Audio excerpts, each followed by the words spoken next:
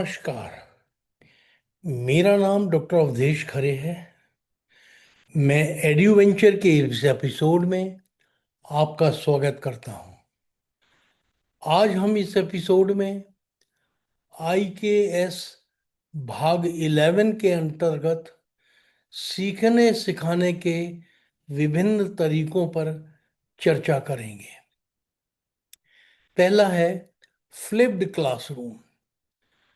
इसमें स्टूडेंट घर पर कंटेंट, वीडियो या रीडिंग के माध्यम से सीखते हैं और क्लास का समय discussion, interactive activities, problem solving और प्रोजेक्ट के लिए इस्तेमाल होता है। यह एक्टिव लर्निंग और क्रिटिकल थिंकिंग को बढ़ावा देता है। उदाहरण के लिए इंजीनियरिंग के स्टूडेंट घर पर थर्मोडायनेमिक्स पर माइक्रो लेक्चर का एक वीडियो देखते हैं। इसके बाद क्लास का समय डिज़ाइन चैलेंजेस और मिलजुल कर प्रॉब्लम सॉल्विंग के लिए इस्तेमाल होता है। ये ग्रुप लर्निंग एक्टिविटी है। दूसरा है रोल रिवर्सल। इसमें स्टूडेंट टीचर के रोल में काम करते हैं। स्टूडेंट किसी टॉपिक को छोटे छोटे भागों में विभाजित करते हैं, उस पर रिसर्च करते हैं एक भाग पर, और अपने साथियों के लिए मिनी लेसन्स तैयार करते हैं और अपने साथियों को पढ़ाते हैं। इसी तरह से दूसरे साथी उनको पढ़ाते हैं। इससे उनका कॉन्फिडेंस लेवल, समझ यानी अंडरस्टैंडिंग और लीडरशिप स्किल्स इंप्रूव होती हैं। तीसरा है पीयर रिव्यू और फीडबैक। स्टूडेंट्स गाइड्स रूब्रिक्स की मदद से एक दूसरे के काम का मूल्यांकन करते हैं, स्ट्रक्चर्ड तरीके से मूल्यांकन करते हैं। वे एक दूसरे के काम को इवेल्युएट करते हैं, उन्हें कंस्ट्रक्टिव फीडबैक देते हैं और अपना क्रिटिकल थिंकिंग स्किल इंप्रूव करते हैं, बढ़ाते हैं। अगला है प्रॉब्लम पोजिंग। प्रॉब्लम सॉल्व करने के बजाय छात्र समस्याएं पैदा करते हैं, प्रॉब्लम्स को बनाते हैं।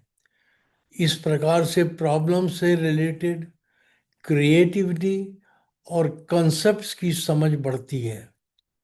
अगला है मिस्ट्री लर्निंग। एक लेसन को एक पजल या मिस्ट्री के तौर पर पेश किया जाता है, जिसे दिए हुए क्लूज से, एक्टिविटीज के माध्यम से सॉल्व किया जाता है। इस प्रकार उनकी inquiry based investigative skills improve होती हैं। अगला है साइलेंट कन्वर्सेशन, गुपचुप वार्तालाप। इस विधि में स्टूडेंट्स पोस्टर और चार्ट पर लिखकर डिस्कशन के जरिए चुपचाप कम्युनिकेट करते हैं। ये एक्टिविटी इंट्रोवर्ट लर्नर्स के लिए बहुत अच्छी है। स्टूडेंट अपना काम दीवारों पर पोस्टर या चार्ट के रूप में प्रदर्शित करते हैं। दूसरे सभी छात्रगण घूमते रहते हैं गैलरी में या कमरे में, उसको देखते हैं उनका काम और फीडबैक देते हैं। साथियों के असेसमेंट और अलग अलग आइडियाज से स्टूडेंट्स को बढ़ावा मिलता है। अगला है ट्विस्ट के साथ कहानी को सुनाना। जानकारी देना, एब्स्ट्रैक्ट कंसेप्ट को ज़्यादा समझने लायक बनाना और याददाश्त बढ़ाने के लिए कहानियों को इस्तेमाल करना भारत का एक पुराना तरीका है। रूपक या मेटाफरिकल कहानियों के जरिए एब्स्ट्रैक्ट या टेक्निकल कंसेप्ट्स को इंट्रोड्यूस किया जाता है।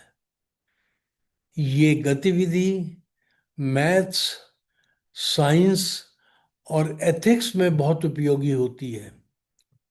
अगला है दो सच और एक झूठ असेसमेंट।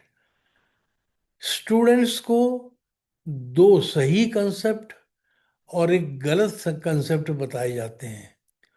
पूरी क्लास आपस में डिस्कशन करके झूठे कंसेप्ट की पहचान करती है और कारणों के साथ एनालिसिस करती है, खुद के ज्ञान को मजबूत करती है। अगला है माइंड मैप या कॉन्सेप्ट मैप। ट्रेडिशनल एग्जाम के बजाय स्टूडेंट्स अपनी अंडरस्टैंडिंग को विजुअल मैप के जरिए दिखलाते हैं।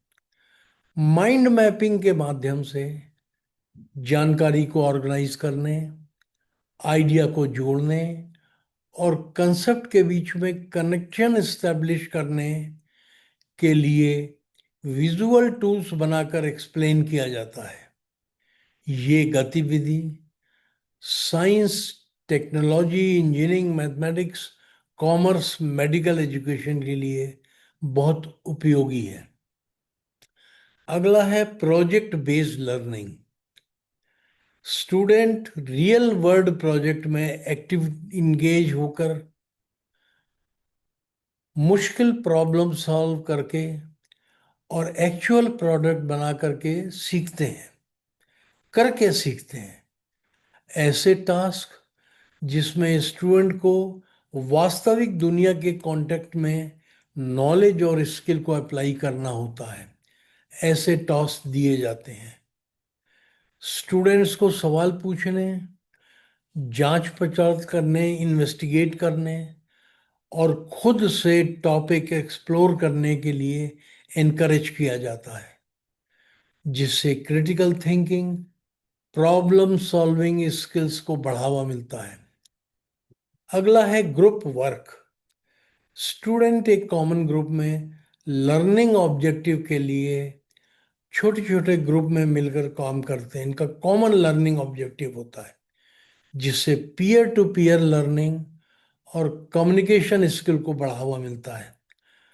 स्टूडेंट्स एक दूसरे के काम को इवेल्युएट करते हैं, कंस्ट्रक्टिव फीडबैक देते हैं और क्रिटिकल थिंकिंग स्किल्स डेवलप करते हैं। इससे उनकी आपसी लर्निंग भी बेहतर होती है। अगला है एक्सपीरियंशियल लर्निंग।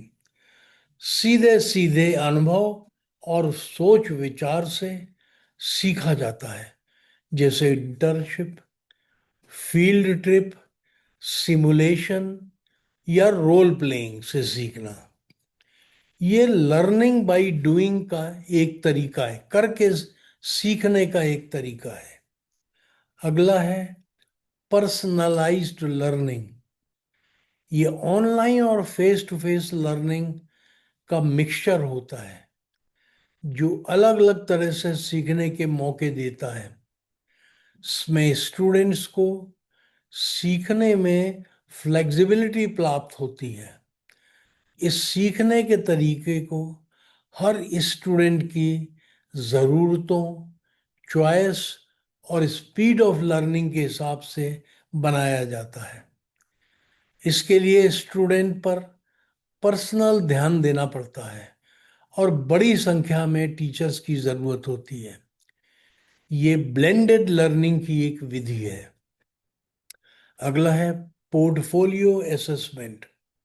स्टूडेंट एक निश्चित समयावधि में अपने किए गए काम का पोर्टफोलियो बनाते हैं, जिसमें वे अपनी प्रोग्रेस, स्किल और सीखने का सफर दिखाते हैं, जर्नी ऑफ लर्निंग दिखाते हैं। स्टूडेंट अपने विचारों और सीखने के अनुभवों को डॉक्यूमेंट करते हैं, जिससे उनकी समझ और मेटाकॉग्निटिव स्किल्स दिखती हैं। Online quiz, interactive simulation, multimedia projects जैसे अलग अलग असेसमेंट फॉर्मेट के लिए टेक्नोलॉजी का इस्तेमाल किया जाता है। अगला है ओपन बुक और ओपन वेब एग्जामिनेशन।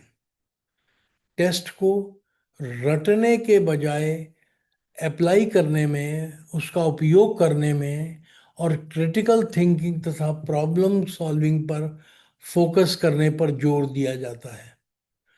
ऐसे असेसमेंट डिजाइन किए जाते हैं जो याद करने के बजाय, रटने के बजाय एनालिसिस, सिंथेसिस और प्रॉब्लम सॉल्विंग स्किल्स को टेस्ट करें। उदाहरण के लिए बिजनेस में केस बेस्ड एग्जामिनेशन, जहां स्टूडेंट को डेटा सिंथेसाइज करना पड़ता है और स्ट्रेटजी डिसाइड करनी पड़ती है। अगला है ओरल प्रेजेंटेशन या वाइवा या डिबेट। ये बोलकर समझाने और सवालों के जवाब देकर लर्निंग और कम्युनिकेशन स्किल का आकलन करने का एक तरीका है। ये प्राचीन भारत के शास्त्रार्थ से काफी कुछ मिलता जुलता है। इसमें एक स्ट्रक्चर्ड डिस्कशन फॉर्मेट में क्रिटिकल थिंकिंग, तर्क वितर्क और रिसर्च स्किल का मूल्यांकन किया जाता है। अगला है परफॉर्मेंस बेस्ड असेसमेंट। इसमें किसी टास्क को करने या कोई प्रोडक्ट बनाने, जैसे प्रेजेंटेशन, लैब एक्सपेरिमेंटेशन, डिबेट, इनके माध्यम से स्टूडेंट्स की स्किल और काबिलियत को सीधे ऑब्जर्व करके उनकी लर्निंग को इवेलुएट किया जाता है। इसमें थ्योरेटिकल एग्जामिनेशन के बजाय डिमॉन्स्ट्रेशन पर स्टूडेंट को असेस करते हैं। उनकी खास स्किल का असेसमेंट किया जाता है। अगला है छात्र शिक्षण।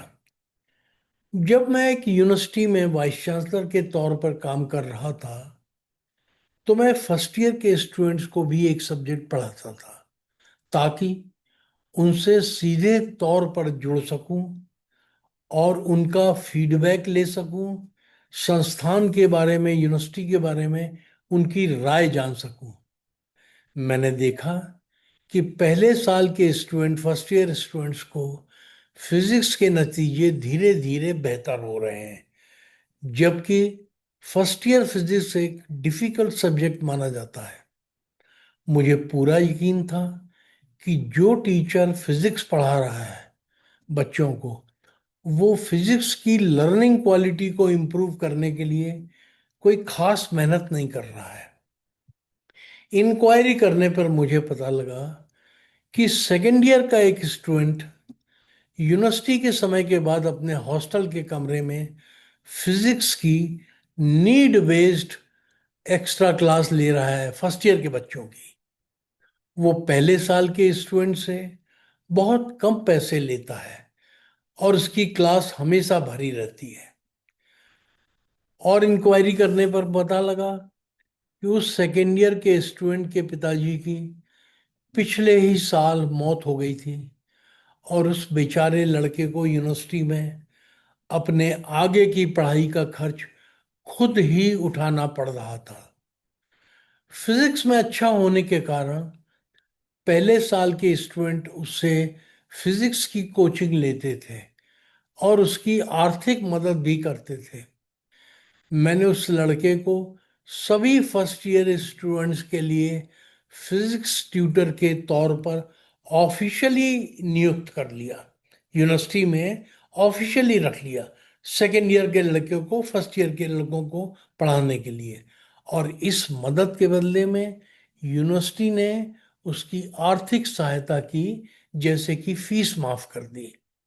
स्टूडेंट ट्यूटर का ये आइडिया बहुत कामयाब रहा, क्योंकि ट्यूटर सिर्फ ट्यूटोरियल क्लास में स्टूडेंट की मदद कर रहा था और मदद कर सकता था, और उसके पास स्टूडेंट्स को नंबर देने का कोई अधिकार नहीं था।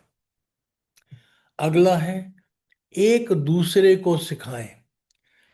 एजुकेशन सिस्टम को कुछ नए तरीके को पहचान करने की ज़रूरत होती है, इनोवेटिव मेथड्स की ज़रूरत होती है, जो नॉन फाइनेंशियल हो, खर्चा नहीं हो उसमें, जिसमें सब्जेक्ट की डिलीवरी और सीखने की एबिलिटी में सुधार हो। कोई भी स्टूडेंट अपने साथियों और दोस्तों के साथ किसी सब्जेक्ट या टॉपिक के बारे में अपने डाउट्स और डेप्थ और लर्निंग पर बात करने में बहुत सहज होता है, बता देता है कि चीज़ समझ में आई और ये नहीं समझ में आई। शायद उनमें से ज़्यादातर एक ही नाव में सवार होते हैं और उनकी परिस्थिति भी एक जैसी होती है। इसके अपोजिट, क्लास में टीचर के सामने खुद की अज्ञानता दिखाने में बच्चों को शर्म महसूस होती है।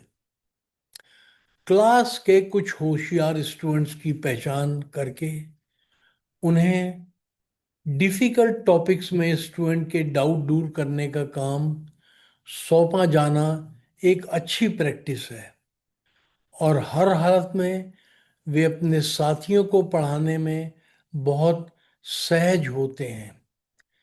इस काम के लिए उन बच्चों को कुछ इंसेंटिव भी दिया जा सकता है।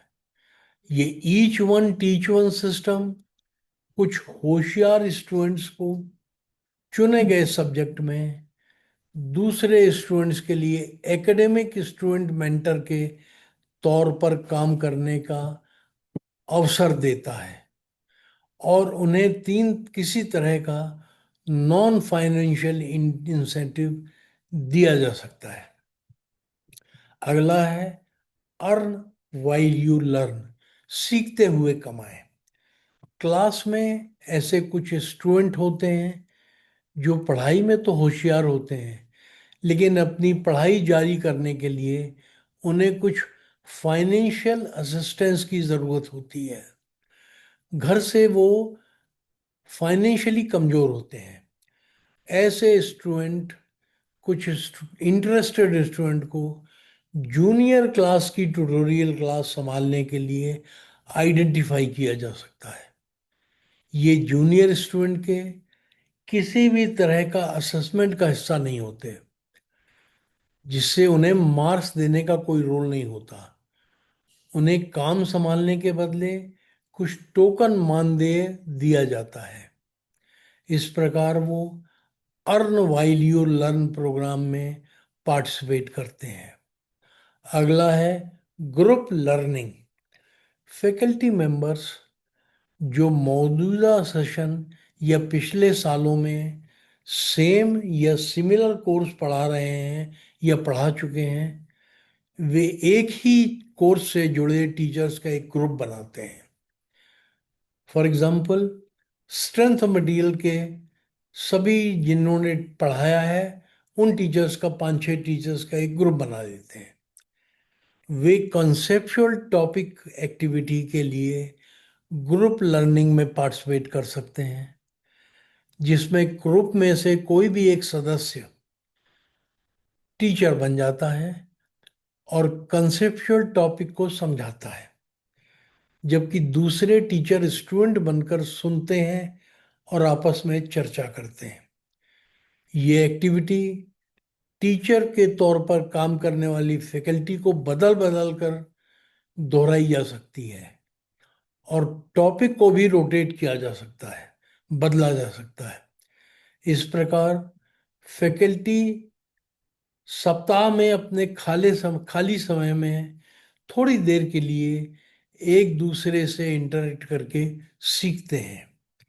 अगला है एक दूसरे के क्लास में जाकर सीखना।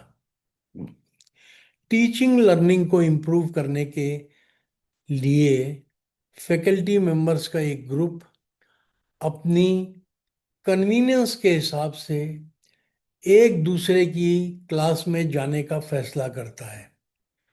वे क्लास में आखिरी लाइन में बैठ जाते हैं और क्लास चुपचाप अटेंड करते हैं। टीचर और स्टूडेंट्स को वे डिस्टर्ब नहीं करते। स्पीकर को बाद में अपना कीमती फीडबैक देते हैं। अगला है group viva voce. Individual viva voce exam लेने की जगह ग्रुप वाइवा लेने का तरीका अपनाया जा सकता है। क्लास में एक वाइवा का सवाल पूछा जाता है और 4-5 स्टूडेंट को एक के बाद एक जवाब देने की परमिशन दी जाती है।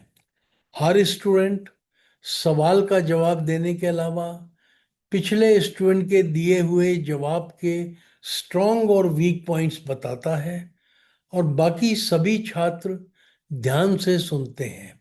एंड में स्टूडेंट या टीचर द्वारा पूरी क्लास को सही जवाब दे दिया जाता है। इस प्रकार से स्टूडेंट एक दूसरे की टॉपिक के बारे में स्ट्रेंथ और वीकनेस को जान जाते हैं और बाद में आपस में इंटरेक्ट कर सकते हैं।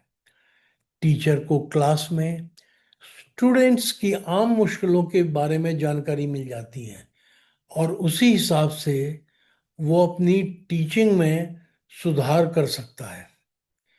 टीचर अपनी क्लास के स्टूडेंट्स द्वारा अलग अलग टॉपिक्स की डेप्थ ऑफ लर्निंग का भी अंदाजा लगा लेता है।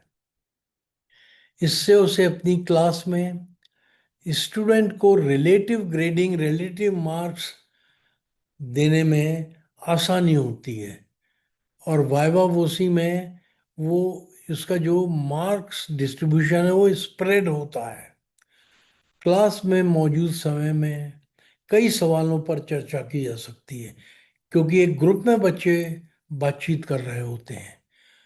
क्लास के मौजूद समय का बहुत इफेक्टिवली इस्तेमाल किया जाता है और बहुत कुछ सीखने और फीडबैक देने का मौका मिलता है। अगला है डिनाइंग इफेक्ट, किसी तथ्य को नकारना।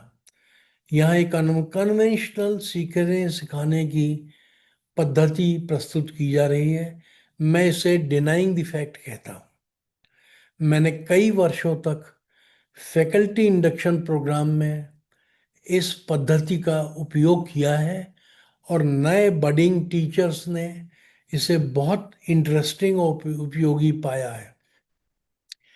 इस पद्धति में नए शिक्षकों में से किसी एक विषय पर एक को चुन लिया जाता है और वो प्रस्तुति देता है, प्रेजेंटेशन देता है। उसको पहले से बताया जाता है कि आपको इस टॉपिक पे प्रेजेंटेशन देना है। छात्रों और शिक्षक, क्योंकि छात्र भी बैठे होते हैं, शिक्षक भी होते हैं, सभी ऑडियंस को किसी नोन फैक्ट को डिनाई करना पड़ता है और प्रश्न पूछने के लिए उन्हें प्रोत्साहित किया जाता है, इनकरेज किया जाता है। इस प्रकार स्पीकर को वैकल्पिक स्पष्टीकरण प्रस्तुत करने के लिए मजबूर किया जाता है। ये तथ्य को उचित ठहराने के लिए एक और एक्सप्लेनेशन देता है और अपनी लॉजिकल थिंकिंग एबिलिटी बढ़ाता है। श्रोतागण प्रस्तुत विषय पर आधारित प्रश्न ही पूछते हैं तथा कुछ नोन फैक्ट को नकारने का प्रयास करते हैं।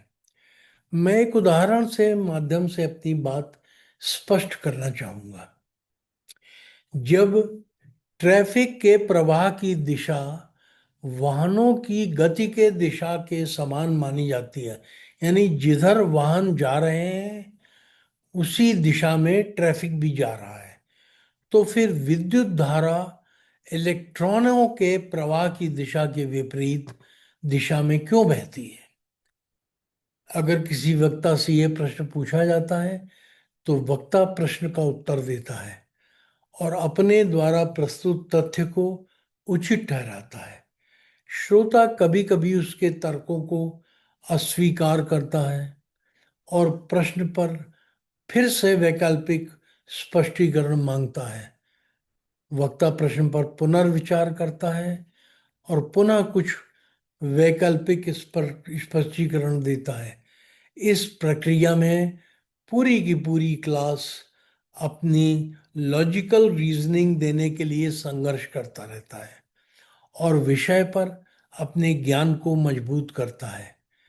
इस पद्धति के प्रमुख लाभ हैं: पहला, श्रोताओं को वक्ता द्वारा प्रस्तुत की जा रही बात पर ध्यान केंद्रित करना होता है, केयरफुली सुनना होता है।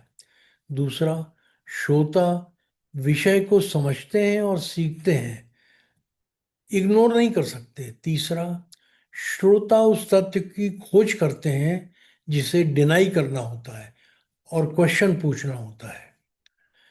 चौथा, स्पीकर प्रश्न का समाधान करने की टेक्नोलॉजी और टेक्निक सीखता है। पांचवा, जब अल्टरनेट एक्सप्लेनेशन देने के लिए कहा जाता है तो वक्ता वैकल्पिक तरीकों का उपयोग करके अपनी बात को समझाना सीखता है, कैसे क्लास में समझाया जाए। छठा, वक्ता और श्रोता दोनों का विषय की डेप्थ ऑफ लर्निंग में इम्प्रूवमेंट होता है। अगला, समन्वयक यानी कोऑर्डिनेटिंग टीचर को वक्ता और प्रश्न पूछने वाले श्रोताओं को उपयुक्त अंक प्रदान करने के लिए व्यापक चर्चा का अवसर मिल जाता है। अगला, वक्ता और श्रोता दोनों का ध्यान आकर्षित करने और उनकी सक्रिय भागीदारी सुनिश्चित करने से ये इंटरैक्टिव सेशन जीवंत हो जाता है। अब मैं इस एपिसोड को यहीं समाप्त कर रहा हूँ। सभी दर्शकों को भाग लेने के लिए धन्यवाद। अगले मंगलवार को हम किसी अन्य एनईपी से संबंधित विषय में चर्चा करेंगे और फिर मिलेंगे। जय हिंद।